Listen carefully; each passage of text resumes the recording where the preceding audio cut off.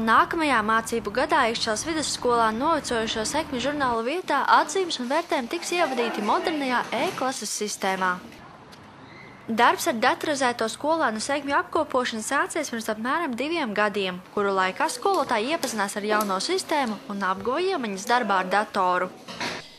Apsveicami ir tas, ja pedagogi pirmkārt nodarbojas ar jaunākajām tehnoloģijām. Tie pedagogi, kuri agrāk bija ar datoru uz jūs, tagad viņi jau ir uz tu, jo visu ievadīt ir daudz vieglāk, glītāk, korektāk, ir iespējas izlabot un ir iespējas arī uzreiz apkopot visus rezultātus. Jau šogad visi audzinātāji ir nodrošināti ar datoriem, viņiem ir piekļuve vai nu sagatavojas vai nu klasēs.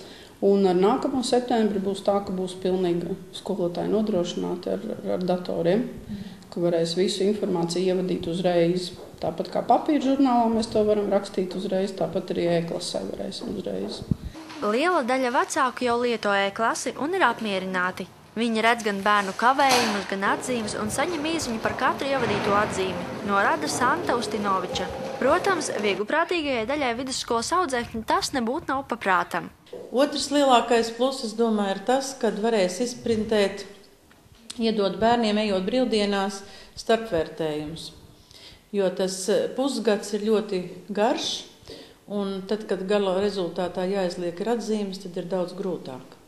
Vieglāk ir tad, kad jau kaut kāds pieturas punkts, jau kaut kādi 2 mēneši ir pagājuši, kad viņiem ir izliktas atzīmes, un viņi uzreiz redz, cik viņiem ir daudz jāsaspringst, kam jāpievērš lielāku uzmanību, un arī vecāki to redz. Ikšķeles iedzīvotāji ir pietiekoši situēti, un ļoti daudziem ir datori, un viņi arī ļoti novērtē šo te darbošanos e-klasē, jo tieši tas tā ļoti ātrā informācijas saņemšana un viss tā vērtēšanas sistēma, kuru šobrīd veidojās, es domāju, ka viņi tiks pilnveidot un arī sakārtot.